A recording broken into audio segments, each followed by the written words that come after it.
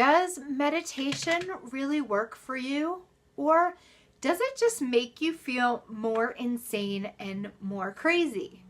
Now, don't get me wrong, I love meditation. It has been a valuable contribution to my life. However, I notice this thing that sometimes happens when I sit down to meditate is that I get all of this crazy thoughts, crazy stuff showing up. And if I didn't know that what that was, I might just think, oh my gosh, like I'm nuts, or meditation doesn't really work, or I can't meditate. But what if actually what might be going on is when you sit down to meditate, you're actually opening up your consciousness and opening up your awareness to a whole bunch of information and energies that maybe have nothing to do with you, but are just coming into the space that you've created.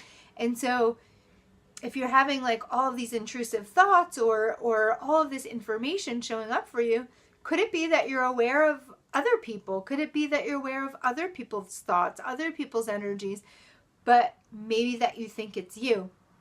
I've actually had a few experiences where I've been meditating in a group setting and I felt really, really weird and really screwed up, essentially. Like, what is my problem? What's going on?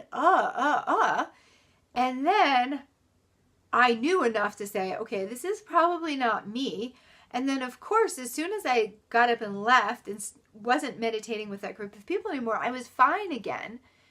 But if you're new to meditation, or if you don't understand just how perceptive, empathic, and sensitive you maybe are, then you might sit down to meditate, feel like you have all this craziness showing up in your head and in your life, and feel like, wow, meditation just doesn't really work for me, or I just have a lot of really crazy stuff in my head, and wow, I'm kind of nuts. Well, guess what? What if you're not nuts? And what if a whole bunch of that stuff is actually not even yours?